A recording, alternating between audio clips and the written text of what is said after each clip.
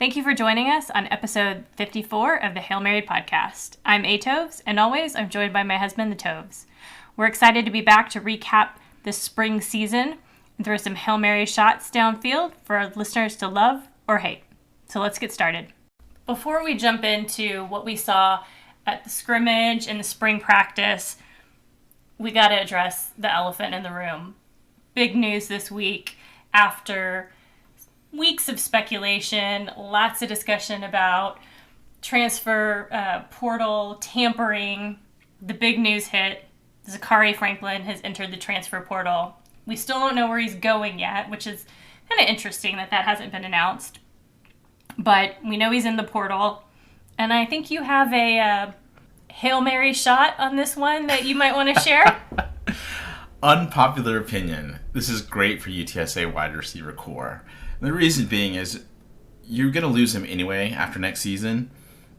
And to me, this is an opportunity to develop the guys you already have. The problem is you go back and look at the statistics. These wide receivers, the big three, as productive and as great as they are, they have hogged up so many snaps over the last couple seasons. And it's been difficult. And also you got to talk about Traylor not really shuffling in guys, even though that's a position group where he's talked about like, oh yeah, we'll rotate guys. He hasn't really been rotating as much. And because of it, I think that's really hindered the development of some of these, wide receivers. So I think it's good. It would be a much bigger hit, I think, for UTSA if Zakhari Franklin had like 2 or 3 years of eligibility left. He's got one more year. Right. Go be great somewhere else. We love you. Always be a roadrunner. But, you've got to do what you got to do. Yeah, and to your point, next season, we're looking at replacing Frank, JT, Josh, and if Zakhari was here, we'd be replacing him too. And that's a huge, and potentially Oscar Cardenas. We don't know if he'll come back for a super senior season or not. I mean, that's pretty much your entire offense. So at least in this way, it gives us the opportunity to have one wide receiver who has some reps, who hopefully, has elevated themselves along with the running back room to support whoever QB2 or next year's QB1 is, which we'll talk about in more detail later on. It's interesting too, kind of thinking about how people have been responding to the news about Zakhari leaving. There was a great quote on Twitter from Maddie. He said, the portal giveth and the portal taketh away. And I thought that was a really good, very simple thought, but a really good thought, because we have been so fortunate to be able to pick up all these guys in the transfer portal. We've also been able to put some guys into the portal that maybe, we needed for other roster spots, but this is really the first time that we've had a productive player choose to leave on their own. And it's going to happen. We've been kind of talking about what the future of the portal looks like, especially because there's been all of this discussion from Traylor about tampering, and we have to imagine that somehow came to, into play with Zakhari, that he is chasing dollars while he's leaving UTSA. Again, we don't know where he's going, but, that's the speculation and what we anticipate to find out, and probably by the time we publish this, we'll know. One of the other things that I thought was kind of interesting about some discussion around Zakhari leaving is the fact that he hasn't said anything. He hasn't, put out that, tweet that most people do at this point that says, thank you, Roadrunner Nation, here's, thanks to the coaches, this and that. Like, he's just been silent. Does that surprise you at all? No, because, I think you've seen his social media a little bit more than I have, and you've said it, and he really doesn't post too much. Also, if you go back and just review his interviews, he's very soft-spoken. One-word answers was always what your quote was about him. Yeah, always frustrated when he would talk to the media because it was yes, no, uh-huh. That was it. So, does this surprise me that he hasn't, made some big announcement? No. And, I think to him, even just saying thank you to all the coaches and putting that out there would be like being flamboyant. And that's not really being flamboyant. It's just, it's what everybody does, right? But you're not required to do so. So, I don't hold any grudges towards him. I don't hold anything to it. Like you already referenced before, this is the first significant loss. But to me, it's like, let's rip off the Band-Aid because it was going to happen at some point. Yeah, there have been rumors that Kavorian, Right. potentially would leave. Trey Moore would leave. So, And those would be bigger losses because, again, eligibility. And that's the way I see it. If it's 1 year left, you're going to lose them anyway after 1 year, right? But if it's a young player who's got plenty of seasons or eligibility left, that one I think stings much more because there's a lot more growth, a lot more success you could have in a UTSA Roadrunner uniform. So, I like how you did bring up the tampering.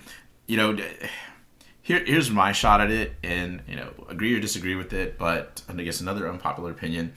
As much as Traylor has talked about, what evidence do you need? I think you have to name names. Mm-hmm. At least from Traylor's standpoint, he needs to name names. But this has to also be a cooperation with his players, because the player is the one coming to him saying, "Hey, I got an offer." So that means that player has talked to someone. So that player can name who he talked to, and he can give that over to Traylor, and they can go to the NCAA. Only way the NCAA is going to move is if you do that. And to me, if you're not going to do that, NCAA is not going to move. Like they're just not going to. They're not going to have any sort of motivation to do so. And even so, I don't know that they're going to even be motivated to do it now. But if you start putting names out there, let's be clear. We talk about the coaching being a brotherhood, but they're not a brotherhood. Everybody's a CEO of their own company, and they want to put you out of business. Yeah, he's friends right now with, J.G. Kinney at Texas State, but when he wants to kick his butt come Saturday. And yeah, they may be slapping hands after that, but Kinney wants to out-recruit Traylor. He wants to get up the better players. He wants to have the better facilities. So, yeah, it's a brotherhood because you guys do the same thing, but... And I'm not saying Kinney's doing this, but would Kinney tamper if he had the chance? Of course. So all these guys would do it. Don't give me all of this like, oh no, we're above it. No. Everything's good up until you get caught. That's right. So, agree with me, disagree with me. I just think that name names, partner with the players to get those names, and put who actually contacted you, put it out there, and I think that we start seeing some progress towards more regulations coming out sooner. Otherwise, just be quiet about it. If you're not going to name names, just shut up because I don't want to hear it. Because I can't do anything about it, right? Yeah, all it's going to do is just make a fan base angry, and there's nothing tangible that could come from that. Correct. So outside of Zakari, a couple of other players have left in the transfer portal. Again, most of these are players we anticipated, leaving, likely because the coaching staff told them, hey, you're not going to have any playing time. Which is the other side of the transfer portal, right? We talked about having a significant loss, and now here's the part that we really don't look at, or fans really don't kind of pay attention to, which is you start processing players, where you start telling them, you haven't been good enough, there's not going to be any playing time because you really haven't been good enough to crack into the 2 deep. So, you can stick around, but we'd rather you not. Is the blunt way to put it. And they're going to put them in the transfer portal and try to figure out a way for them to get on another team. So, as much as people can get upset about all these players moving around, don't forget that there's also players that are being pushed out because they're not good enough, quote unquote, in the coach's eyes. Right. And in most of these cases, the other players that have left and have landed other places, they're going to FCS schools. River Gordon, offensive lineman, has committed to UIW. Ja'Cory Hyder, one of the tight ends, committed to Lamar. Chase Davis is going to Bowling Green, it looks like. So, yeah. Going to the MAC. Isaiah Davis has gotten quite a few offers. It doesn't look like he's committed yet, but seems to have, a lot of different opportunities to explore, which is good for him. Diego Teo has also left. Caleb Lewis, Malik Jones, and then a couple of, walk-on non-scholarship players. Matthew King, one of the kickers. Tanner Murray, one of the other quarterbacks. The other one that hasn't left through the transfer portal, but was noticed that they're not on the roster anymore, is Juwan Williams. So assume he's not with the team anymore. Not sure exactly if he just graduated, left on his own, or what happened there. Going from last season where he was featured prominently in the spring game because we had no running backs, right? Yeah, we'd moved him, yeah. To all of a sudden, just being completely gone and not getting any snaps whatsoever that I can think of, or any sort of significance playing time during the past season. Yeah, surprising, I guess not, because he hasn't been able to carve out any sort of role with this team. Mm-hmm. Well, let's talk about some of the additions that we got from the transfer portal. Really the biggest being, well, there's two big ones, but the biggest being Owen McCowan, quarterback coming in. We'll talk a little bit more about what that looks like in terms of QB2 battle. Elliot Davison looks like he's going to be a contributor at safety coming in from UIW. The most recent was Darren Allman from Angelo State. He's a middle linebacker, just signed with the team. Very successful at Angelo State, but that's a Division II Lone Star Conference team. So it'll be interesting to kind of see how that translates when we come to this level. Right, and I like the way you put that, because I think it'll be interesting to see just if he can, how quickly it takes him to adjust to the speed of the game here at FBS. I don't think we're saying that he can't play. We're saying like there's going to be an adjustment. So the sooner I think he can get on the field and kind of see just how fast things move here, because it's certainly much faster gameplay than if you go down and look at some of the, the lower divisions. Hopefully it's not too much. And, obviously I don't think we're looking at him to be a significant contributor, but I think, potentially developing him into one, and just using some of his eligibility to provide at least some experience in that middle linebacking core. Yeah.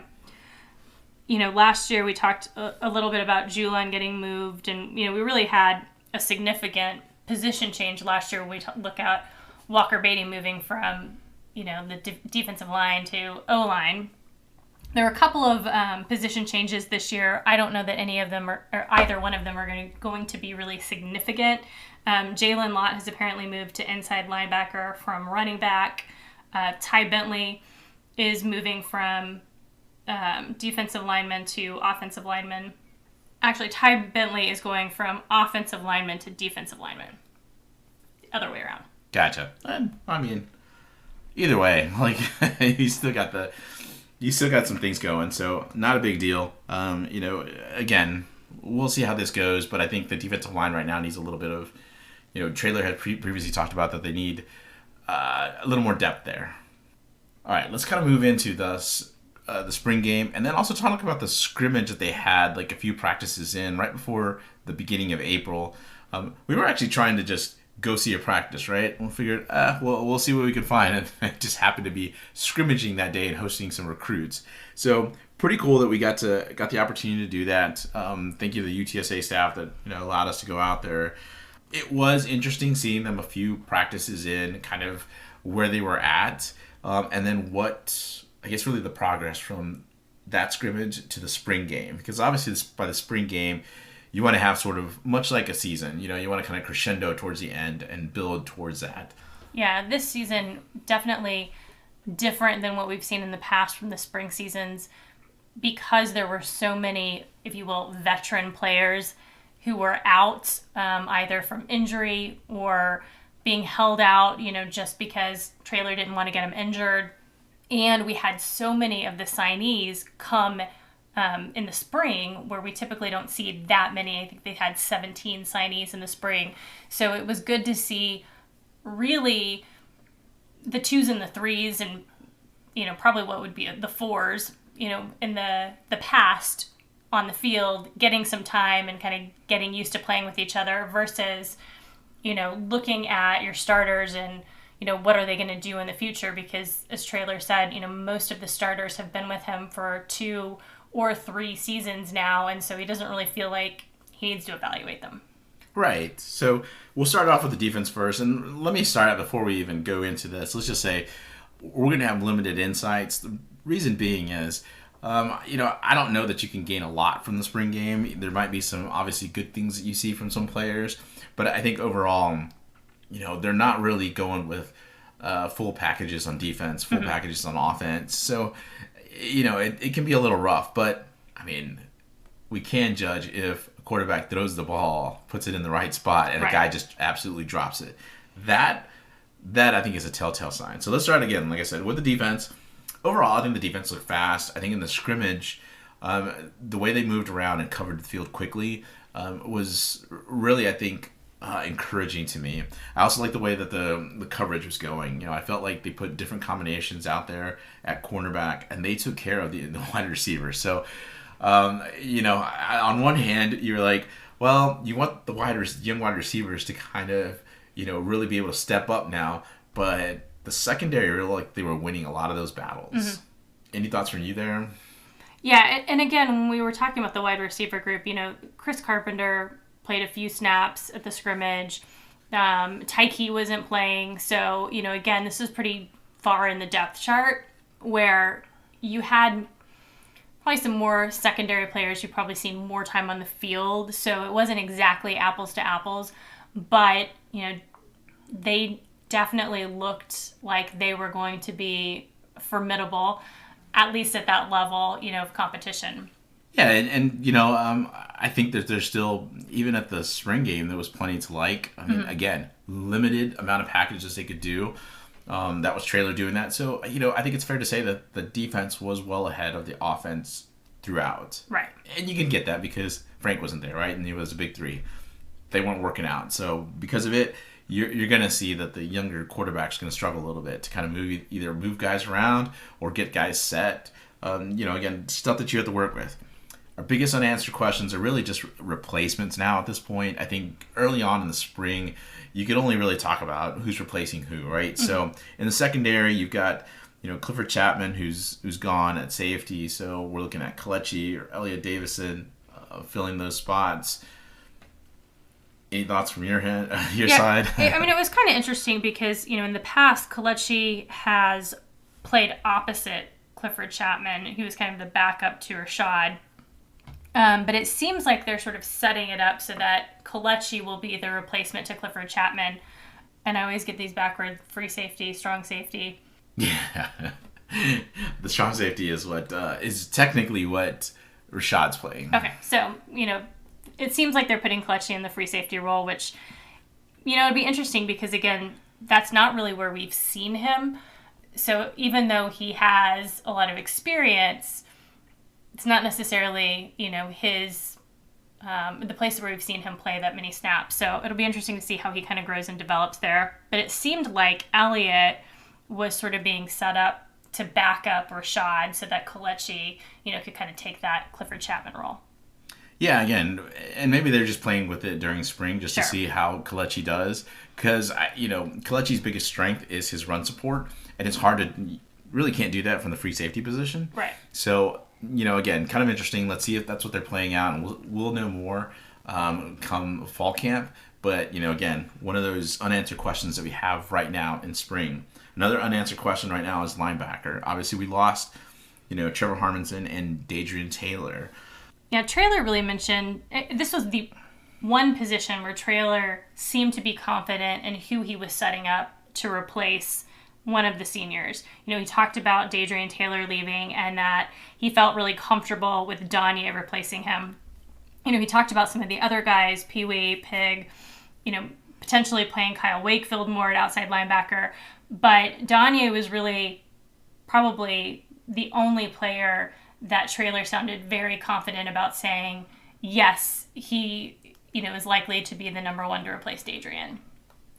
It makes sense, right? Like, I mean, you got brother, and certainly it's not like Dadrian's going to, like, you know, not give Danye any information. Well, so, and Danye had a lot of playing time, you know, backing up his brother, so... Right. I'm just saying, like, you know, from week to week, obviously Danye can always contact Adrian and go, hey, look, you know, this is what I'm seeing. And, you know, obviously and work that in with all of, like, the coaching that they're getting. So I thought it was interesting, you know, get Avery Morris and Martavius French competing for Trevor's role. And I think we'll see, as we mentioned before, Darren Allman come in, potentially see him get some time there. At this point, I don't think I'm concerned with the linebackers. I mean, again, you've got some guys returning. It doesn't feel as barren as it did before, mostly because you've got your outside guys. I mean, you got Danye, who, like, as you said, kind of played before, so it's not like you're really feeling like there's going to be a drop-off. The question, I think, to me, is going to be here in the middle, and because that's really a lot of the run support and, you know, really getting to the ball carriers. So we'll have to see how that kind of transpires, which then leads us to the defensive line. And I don't think there's really a lot to talk about here because you only lost one guy. Yeah, you know, you've got Brandon Matterson back, and then, you know, Ty Leonard has gotten a lot of discussion from the coaches, in the spring, and so it seemed like they were really happy with his development. He did have some playing time last season, but it seemed like, he was someone they were really looking to step up this year. Always going to be opportunity because they love to, rotate that defensive line. So, I don't know. I mean, will Ty Leonard be a starter? Will he, have, plenty of snaps? I'm sure he's going to get every opportunity to do so. But again, the more depth we have on that defensive line, I think the better for this defense. All right, it's time to go to the offense. Look, I think from the offense, there was, as I talked about before, there was a lot of drops in the scrimmage. I think we were a little dismayed about how many drops there were from the wide receivers because it felt like Owen McCown was making some good throws. So was Eddie Lee, but then. I think you can also make the case that from some of the other young quarterbacks that we saw, they were making good passes as well, and there were still plenty of drops. Yeah, I mean, the scrimmage was pretty rough when it came to the wide receiver room. We saw a lot of improvement between the scrimmage and the spring game, which was promising. And I think, again, it's very evident that because these guys haven't gotten that many snaps, there's a lot of development that needs to happen. And I'm not saying that to, we started out very optimistic about, hey, this is good for the wide receiver room. There's a lot of potential in this group. And the only way you're going to get that is by having the opportunity to spend more time on the field. And so now that we have that open position with Zakari leaving, you're going to have to see who rises to the top. And again, Chris Carpenter is somebody who's been around for a while. He really wasn't playing that many snaps. So it's not like, we were concerned about him in particular. We didn't see Tyke in practice. I don't think Tyke played at the spring game either. So again, you're pretty far down, the depth chart. But, they certainly have some opportunity to grow. But then when you looked at the tight end room, there was some, again, promise coming from, Dan Dishman. We've seen him before. We know that he's got talent. But a couple of the guys behind Dan Dishman as well. Houston, I can't think of what his last name is. Houston Thomas, yeah. Houston I Thomas. was going to mention him. I was hoping you'd cue me up for him because I liked what he saw. He did have a bad drop in the scrimmage. But to see him, I think, perform better in the spring game, made me feel a little bit better about, where he's at. And I think that he's going to have a role going forward into the season. So, obviously, once these guys really start kind of narrowing down that they're going to be catching some passes from Frank Harris, I think things will be a little bit different. But, to your point, here's your chance to kind of step on the stage in a scrimmage at the time we saw them to, make some plays. And they did not rise to the occasion, but it felt like they did much better at the spring game. Yeah. So, like you said, I think we've got to be we've got to feel good about it. Right. I mean, and there's a lot of opportunity next year for us to see more of the tight ends getting involved in the receiving game where we haven't necessarily, we've seen, them play 12-man, but it's been more to block and support the offensive line. Hopefully, with all of these guys coming back healthy at the O-line, the tight ends can really get more involved in the receiving game. And, maybe they'll be kind of that third receiver more so than one of the wide receivers, or at least you have that opportunity to use them more. Yeah, and it would be unfair for me to say anything about the offensive line at this point because, as I said, in the scrimmage, there was a lot of kind of shifting around positions and shifting around groups. Mm-hmm. So, I think the offensive line just struggled just in general trying to figure out, okay, I just went from left tackle to right tackle. Oh, I just went from left guard to right tackle. Now I'm at right guard. There was a lot of movement. Wasn't as much movement, I think, as when you got to the spring game. So I think there was a better continuity. You get to see more of what the offensive line is going to be like. So I wasn't too worried once. I think that there was just a couple of guys that I felt like, oh, they keep getting beat at, inside, or they keep getting beat to their outside shoulder if they're on the tackle. But again, as I say, they were getting beat. It was also just like a few practices in. So I wasn't expecting them to be perfect. And I think I would say that I was certainly feeling better about them once we saw the spring game, and you're like, okay, they fixed and cleaned up a lot of that stuff. So I think we're in a better spot there. So let's go to the unanswered questions. But I want to first start out with something that you were kind of alluding to as you were talking about tight ends getting into the passing game. Justin Burke, right? Like, how does he get the tight ends in there, and how is Justin Burke going to call a game? We had questions about Will Stein last season when he took over as offensive coordinator. Now this season, Justin Burke takes over, and I think we have a lot of questions too. The difference being, I think that Will Stein felt like the wonderkind. Yeah. And although we had these questions, I still felt like as soon as I saw the Houston game, I was like, okay, we're going to be okay, right? Not to judge Justin Burke off Troy, but how are you going? It didn't seem like he was able to get Frank into a rhythm. So what does he change up against Houston come September, right? What is he going to do? So that's going to be the question going forward. How do you get, spring, the wide receivers open? How do you get Frank in the rhythm? How do you get the tight ends going? How do you get the running game? What does Justin Burke calling plays look like, I guess, is the big question. It's the big unknown. Long-winded way of saying it. Yeah. You got any thoughts on there? No, I mean, I think not any more than what you just said. I mean, I think it's just an unknown right now. And until we get a little bit further, into those first couple of games, remains to be seen. Sounds good. All right. We've got the running back room. I mean, obviously it's Kavori Barnes, right? Like, this feels good to at least go in knowing that we know who that number one running back is. Last season, we did not know that. Right. We were pretty happy when Brendan Brady had come back, but then we were like, well, then who replaces him, right? Like, that is a problem. It doesn't feel like that this time. It feels more of the fact that you've got some talented guys coming in, especially a guy named Brandon High. Yeah, I mean, we saw him at the scrimmage, and he, was much faster than I thought he was going to be. I mean, there was a clip of him kind of breaking off on this touchdown run, and if you saw it in person, it felt like he was even 10 times faster than what you saw in the video. So I think he's going to be a really impressive young running back.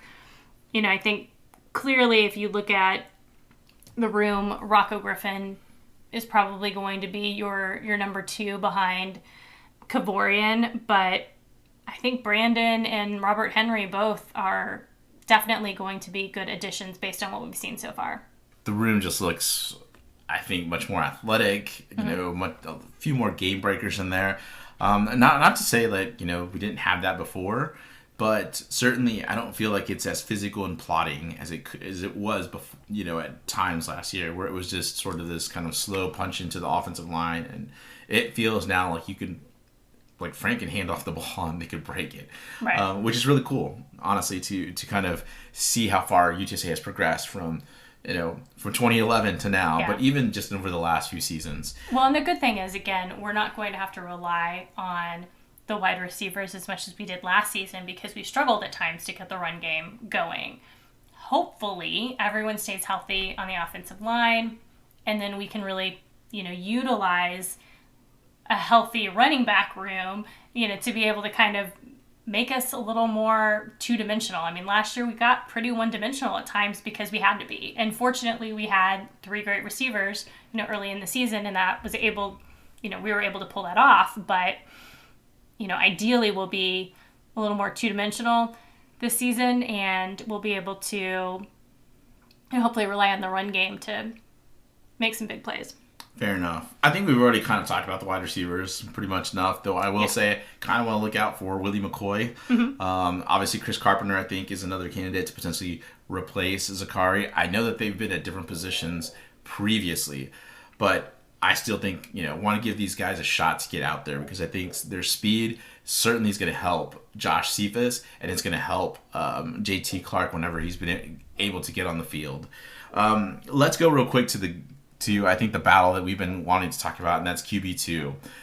Eddie Lee versus Owen. They're the ones at the top of the depth chart. Owen McCown really blew me away. There was a lot of great, accurate passes that he threw at the scrimmage. And he still looked like that just at the spring game as well. Very steady in the way he handles himself. Just really impressed, especially at his age. I mean, he's a young guy. Eddie, I'm not saying Eddie Lee's not, but Eddie Lee's been here about now going on his third season. But it felt like he was a little shakier in how he handled pressure, whereas Owen during the scrimmage didn't seem to handle the pressure just pretty calmly. Yeah, I mean, there were moments in that scrimmage where, Eddie looked like he was running for his life. The O-line, kind of the pocket collapsed basically immediately, and, Eddie was really trying to scramble to get out of there. And so, it was interesting kind of to see how he responded. And we got to see that he can be a runner, but compared to Owen, who seemed a little bit calmer in that situation. Yeah, just composed. And then at the spring game, we got to see Owen kind of scramble a little bit. So I think we need to be careful moving forward. We don't need a Frank Harris type of runner. We just need someone that can just kind of elude and, just have some athleticism and be able to scramble away. And I think there's been a lot of these quarterbacks that have played at a high level that show that they can just, sidestep or, make a few moves and be able to scramble out to the outside and out to the, the sidelines for about 5-10 yards because things will be open. We don't need like Frank where he's going to be able to just, sprint away. So advantages, disadvantage, obviously losing Frank, in the future, but I think the future's bright. Again, I can't gush enough about Owen. I really liked what I've seen from him. He's just going into his second season, technically his redshirt freshman season. So we got plenty of time with Owen. Mm-hmm. So looking forward to seeing his career here at UTSA. I think it's really bright. Not to say that Eddie Lee can't come back and, I think take over the QB2 role if needed. But right now I'd give the edge. If you ask me, I would give the edge to Owen. But I want to see how these guys battle it out because I think that Eddie Lee's going to come back with some more fire. I don't see him as a guy that won't compete. Absolutely. It's definitely going to elevate Eddie's game because he's got somebody who is really going to push him in a way that he really hasn't had that level of competition here before. Good point. All right, let's move now to special teams. Not a lot here, but the scrimmage was rough because Lucas Dean did not kick at all. And then Tate Sandell took over place-kicking duties. Now, but Tate wasn't kicking every single kick. Mm-hmm. But let's start with the punter because the punts were bad. Yeah, I mean, there is a noticeable drop-off between Lucas Dean and Ethan Liang. And, we better hope that Lucas Dean's foot heals and that he's going to be ready to go if we need him because, I think we definitely need some development behind him. Yeah, and I don't know that Ethan was the punter the whole time, but certainly that punting crew looked rough. Yeah. It looked like, an old guy like me going out there with a few of my friends and us trying to punt a few and going maybe 30 yards. I think mine would go further than that, but still. Yeah, there were a few that went high. They just didn't go far, Yeah, I mean, my punts wouldn't be pretty. So anyway, that's really to say that, I think obviously there was some concern there from special teams there. I'm not as concerned, I think, with Tate Sandell. I think, you're going to have ups and downs. He's mm-hmm. young. What are your thoughts just overall on Tate Sandell? I know you're a fan, but let's be a little objective here. Obviously, he's not in the position that, Jared was coming in last year. Right. But, I think he's got potential. Apparently, there's another kicker that's going to be here some point in the summer who's going to offer some level of competition. So hopefully that will be good. But yeah, we're going to have to realize that, again, we don't have a veteran, coming into this role. So I'm sure he's going to make mistakes. He's probably going to miss some field goals. Likely, Traylor's not going to ask too much of him. He's probably going to go for it more rather than, asking Tate to kick a 50-yard field goal like he might have asked Hunter or Jared to do in the past. Yeah, and, I think in you saying that, look, at some point you have to kind of move on, right? And so much like we're moving on from Zachary, you're moving on from Jared Sackett, moving on from Hunter, and there's going to be a drop-off. Right. But I don't think it's going to be as steep as we all think. I think we're fine with Tate Sandell. From what I've seen, the way he kicks, I'm confident. So we'll see what happens. We'll see what this other kicker comes in and does. But I think, to me, it's Tate Sandell's job to lose. All right, that leaves us, I think, we're the last thing we want to talk about, early standouts. What are some of the guys that you think might take it to the next level for next season? Well, I mean, obviously, Kavorian Barnes is primed to be. I mean, he had a breakout season at the very end last year. He's primed to really just be consistent, take it to a new level. Hopefully, he's learned how to hurdle. If so, I will be very happy. But I think it's not unrealistic to expect great things from Kavorian this season. What about on the defensive side? Yeah, just to add real quick, I don't anticipate him being Sincere McCormick type of rusher because that's not what Traylor has wanted. No. But I think he could potentially put up Sincere type numbers just because of his explosiveness. Everything that you kind of said before. So, I really just kind of interested to see how he handles an entire season. Obviously he was here last season, but because, he had an early fumble against Texas Southern, he had his playing time taken away. So, right. We'll see if he has any struggles or anything happens from there. But, because these running backs weren't getting hit at all, tough to see if any of these guys are going to be, dropping the ball right. or, being a little loose with it. To answer your question from the defense, obviously I think we're going to need somebody to step up in the cornerbacks. I think Nick Troy Fortune's obviously, you would hope that he would kind of take over from where Corey Mayfield, Tariq Woolen have been at in terms of their level over the last couple seasons. I think certainly that's going to be something we're going to be looking for. And just looking at the rest of the defense, I kind of want to see Nick Booker Brown and see what other level he's got. Right. Again, he's kind of had this kind of Kavorian Barnes type season last season where he kind of broke out, especially against Army. He lived in the backfield up at West Point. Want to see now he's gotten a year under his belt. It's probably going to be on scholarship. How does he handle success? Mm-hmm. So, any other thoughts? I think we covered everything. All right, as we always do in our spring review, we're going to do our annual way too early predictions. Yep. We've got the UTSA football schedule for next season, so let's go game by game, do quick little predictions, say with the information we have now, how we feel that game's going to go. Ready to get started? Absolutely. All right, Houston, to begin the season. I have it as a win. I have it as a win too, but I'm vacillating on it right now with the news about Zakari. My concern is that, we saw what it looks like to have, two of our big three receivers out in the bowl game when we had both Josh and JT out. It's unlikely that it's unlikely that JT is going to be healthy enough to play this game. So we're really going to be looking at Cephas as the main receiver. So because of that, and just because we have a new, offensive coordinator, I'm a little hesitant. I have it in the win right now, but I could go either way. The thing that's kind of tipping it to the win for me is the fact that, Houston's also in a rebuild right now. They have a new quarterback, their wide receiver, both of them are in the NFL. They just got drafted this weekend, and, the running back that they thought was going to be returning has left. So UTSA always starts out really tough in the Jeff Traylor era. 2020, they came out strong against Texas State in San Marcos. In Illinois, they came out strong and pulled the upset of Illinois there. Last season, they came out really strong against Houston in the Dome, and it was a loss. But I think just Houston's too beat up, and there's just too many questions on their side. I'm going firmly with the win, and I don't see myself changing when it comes to the fall. Let's go to the next game. Lo and behold, Texas State returns as an opponent. This time coming to the Dome. I have a win.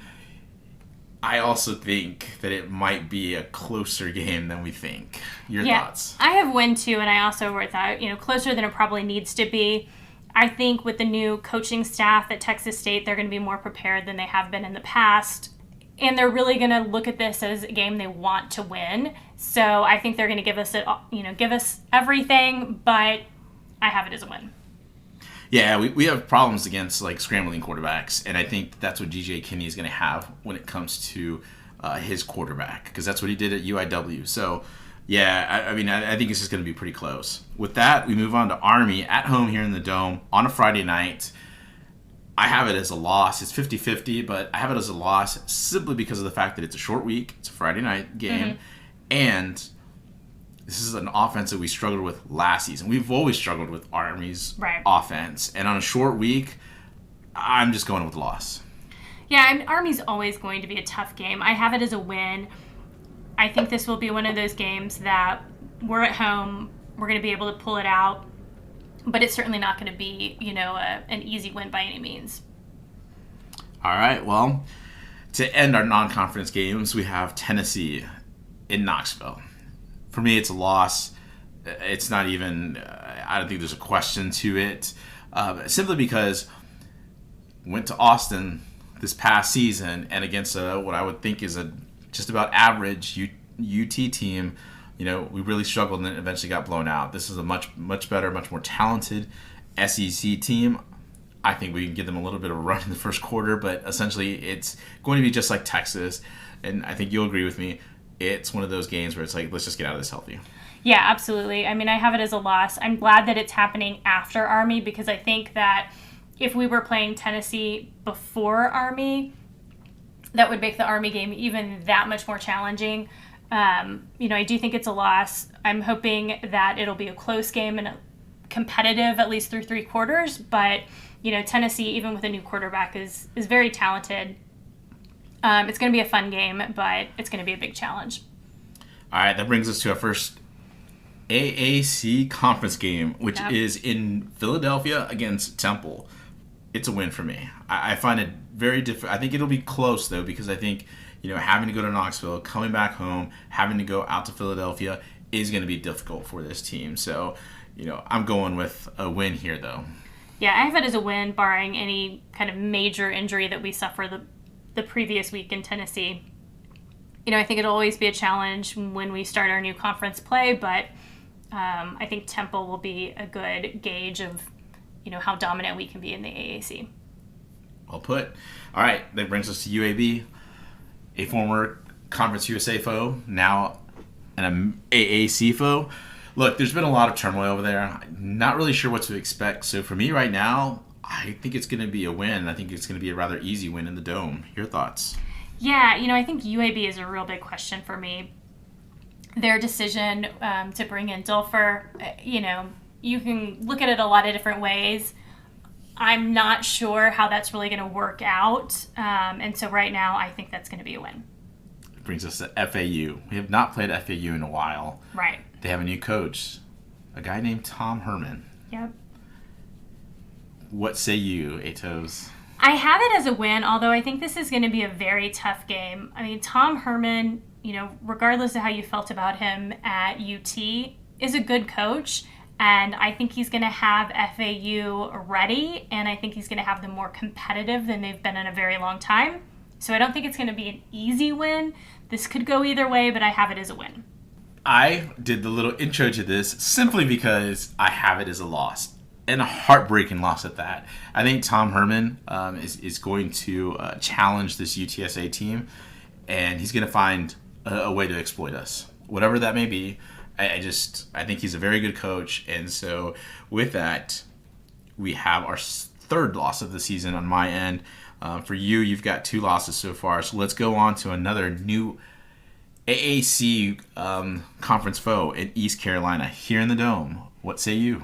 Yeah, I have this one as a loss, and I think I could go, between FAU and East Carolina. I think one of the two of them is going to be a loss. Right now I have it as East Carolina. In this case, we have the home field advantage. However, East Carolina has been very competitive in the AAC consistently, and, even against teams like Houston, Cincinnati, they've been competitive. So I see them as, a team that's going to be a formidable opponent for us. So right now I have that as a loss. I have it as a win, 50-50 on it. Reason being is I think, just like with any team, we're not really sure what they've got. And I think heading into the season and knowing what we know right now, I think UTSA can, will bounce back after a disappointing loss to FAU. So that brings us to, a return trip to Denton. What do you say? All right.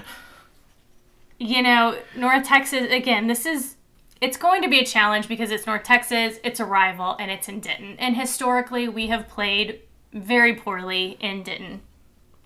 But I just don't know how I feel about their selection of coach, what he's going to be able to do to turn it around this quickly. So I feel like it's going to be a close game, but I think this is the year that North Texas can break the curse and they can win in Denton, which we haven't done in a while. Yeah, for me, I don't really have it as too even. I really think that this is going to be a nice UTSA trounce. Sure, you can say I have my UTSA glasses on, but for me, I think there's just way too much uncertainty in the coaching and then what he's trying to build over there. So I think they're going to take a couple steps back this season, and then in the future are going to be a little tougher. That brings us to Rice. For me, it's an easy win. Yeah, I think, especially since this is at home, I think we safely can put a win here. Next, another new American conference foe. That is South Florida at home on a Friday night. Look, I think it's an easy win too. I just think that they're still trying to build something, and unlike FAU and Tom Herman, they weren't really left with a ton of talent, nor they've really suffered with a lot of uncertainty. So I'm going with an easy win here. Yeah, I think I have this as a win as well. Coming off of what will probably be a significant win against Rice. It is a short week, but I think we'll be prepared. And South Florida, even with their coaching change, like you said, the cupboards were bare. So I think it's going to take them a while to get back to where they want to be. With that, final game of the season, which is Tulane. Whew. Yeah, and this is going to be likely the game of the conference for us. The thing that we're really building towards this year, rather than in the past where it's been, or at least last year. With your hand, yeah. Yeah, I think this is going to be the decider for whether or not we make it to the conference championship or not. And unfortunately, I think it's going to be a tough game, but I do have it as a loss right now. We'll see how things, kind of progress throughout the summer. Maybe my thoughts will change, but Tulane is a formidable opponent.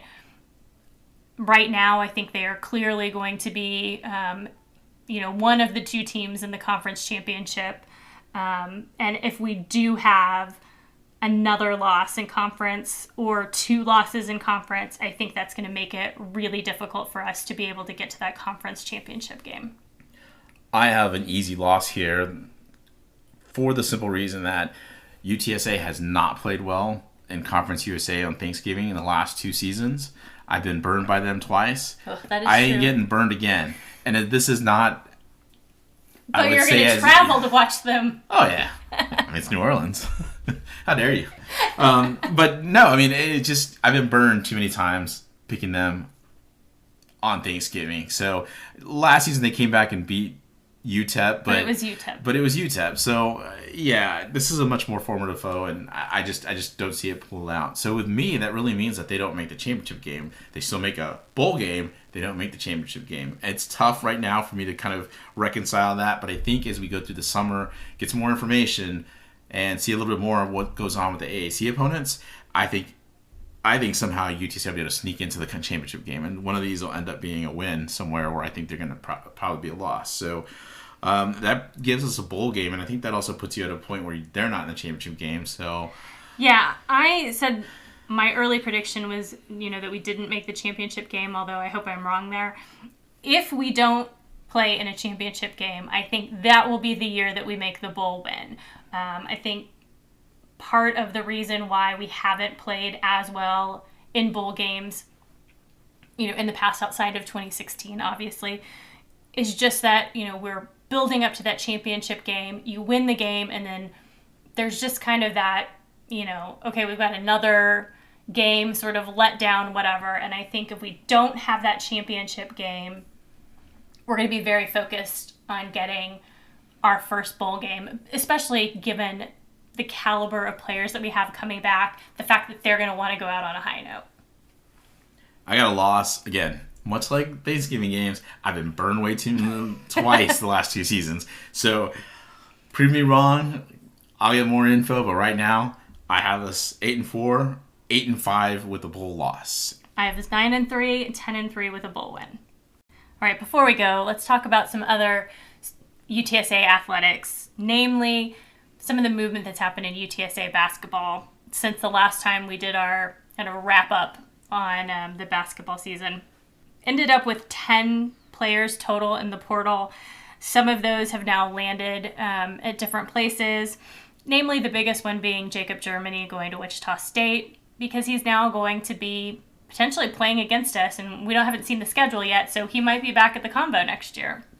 I mean, being in the American, that's juicy, right? At least we get to see him, see how he succeeds, and we get a closer eye on him, right? So that should be fun. Yeah, and then John Buggs hasn't committed yet, but he has visited both Drake and North Texas, so there's the potential that we could also be seeing Buggs next year in the convo at one of our rivals, so that would be interesting. Give it to me. Give me that little spice. I mean, it's one thing to transfer like Germany did within the conference. It's another to go in the conference and to your rival. Right, yeah. So if he does go to North Texas, man, however you felt about Buggs this past season, you may get to see him 4 times, like twice this next season and twice next season. So, add a little bit of salt to the wound, I guess you can say. Sure. But let's talk about who is going to be here next season. Okay. And the biggest news that most people probably have heard by now is that Juice is returning to the team. The Juice is back, man. Good to see Jordan Ivy Curry. I thought he played pretty well with Pacific. So good to see him back. And let's just hope, I guess the best way to put this is that he ends his career here at UTSA. He started it here, now gets to end it here potentially. Obviously, how you always want to see your recruits in any of the sports come in and spend all 4 to 5 years here.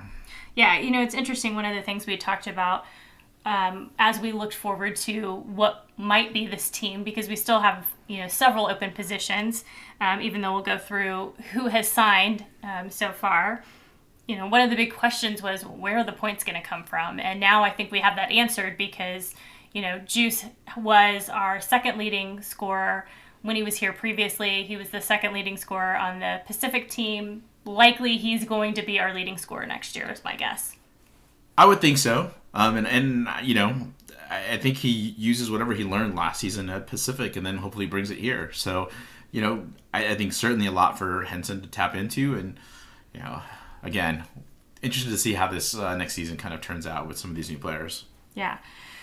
We've talked before about Nazar Mahmood, who is our high school high school recruit that is coming in next year.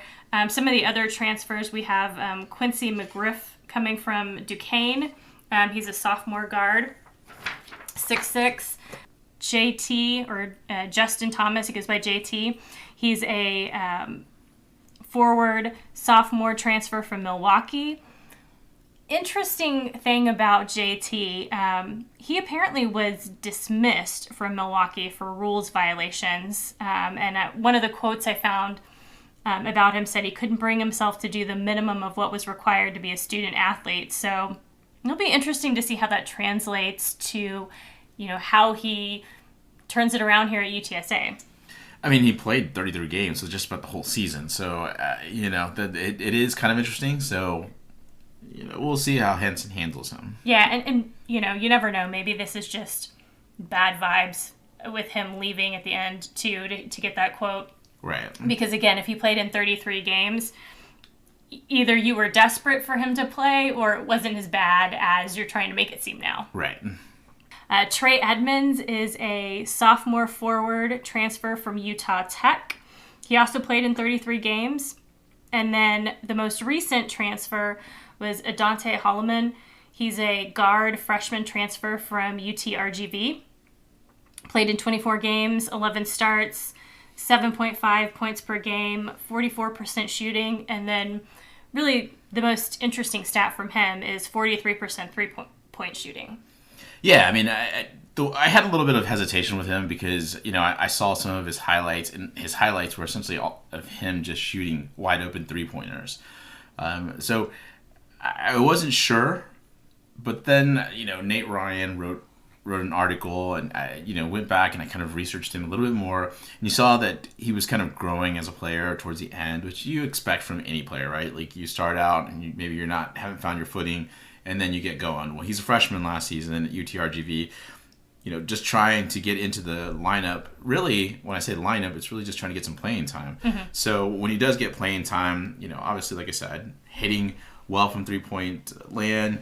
You've got a guy that finally started kind of taking it to the hoop, and I think that's really what I wanted to see when he came to like his videos, was just seeing him get some contact while taking the ball to the hoop. So obviously good to read it from someone that said, hey, I did see this. So it should be interesting when paired there, because essentially I think what's good about him is that you're getting a guy that can replace Medor as your point guard, but you also get a guy that has a better 3-point shooter. So, that's really encouraging, because if you really are building around Carlton Lingard as your low post, as Henson has said he is, you need some shooters on the outside. Because you're going to get either wide open shots, or, if Lingard's really on a roll, double, triple teamed, he's going to need somebody gunning it from outside and hitting.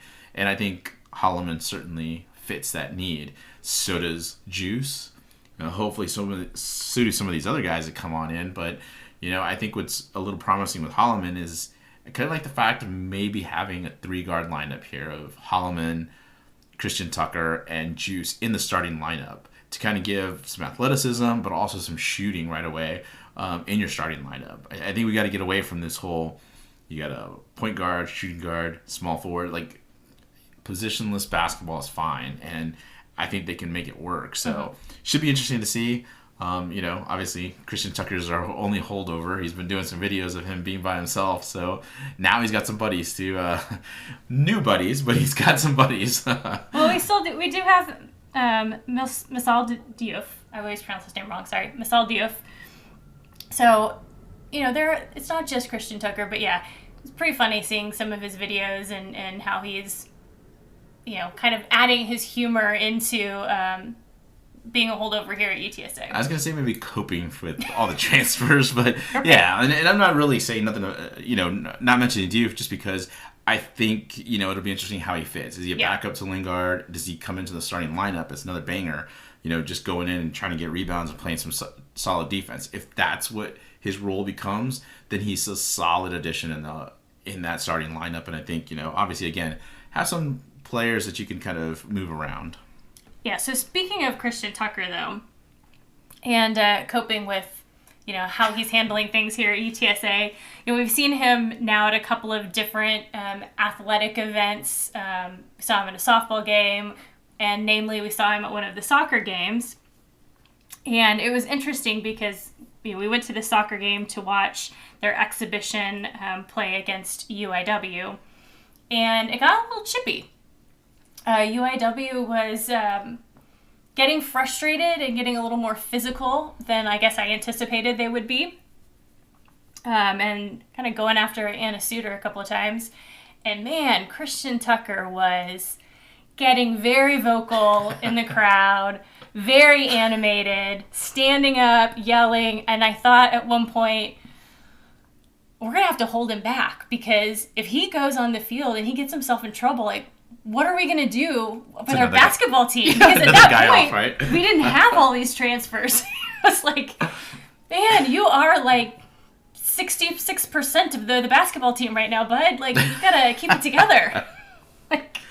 Well, I mean, look, there was a lot of passion behind him, really, I think, yelling at the ref. Right. I mean, I'm not certain that, we're married, and I'm not certain that I would get as animated as he was, because I mean, again, it's the game, and things are going on, game, right? Yeah. So, but it was good to see him have that passion, because I think it's going to be good for this team. This team, from last season to this season, looks like it's improved quite a bit. Even if it's just UIW that we're playing, and I'm not trying to minimize UIW, they're a pretty good team. But what I really liked that I saw from this exhibition from the soccer team was the fact that they moved the ball quicker than last year's team. There's much more possession, and it looks like we're getting better at really moving with the ball. And that, I think that was one of the things that, really struck me last season, was that it felt like there was a lot of just quick passing, but there wasn't a lot of connections. Whereas here, there was some quicker passing, but there was better movement off the ball and much better build-up of play. So the lingering question, though, is where does the offense come from? And it's not because we're going to be missing people, because we will be missing some girls. But the thing is that I think, we're going to have to find a way to score. And that was one of the things that was lacking, the kind of finishing against UIW. But again, it's still spring. So, we saw the problems that we talked about within, UTSA football earlier. I like myself some soccer, and I think this team is, I don't know, they've got me kind of hyped up for next season, because I think they're going to do pretty well in the American.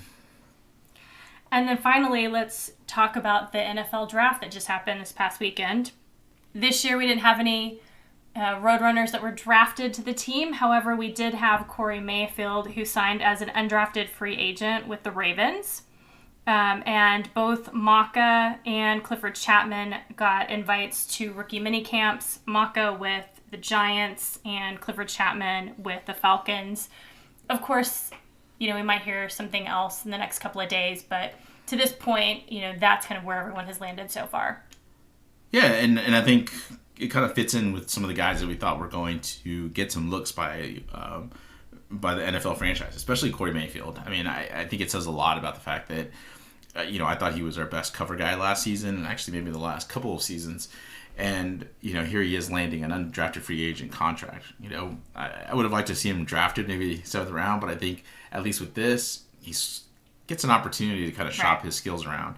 And I think if he does, he is able to kind of land with the Ravens. He's landing with a really good team, and a team known for its defense. And, he should be able to get some good development there. All right, well, I think that about wraps it up for us. So thanks for joining us for the Hail Married podcast. I'm Atoves. And I'm the Toves. We'll be back later this summer to gear up for another season of UTSA football. Birds up.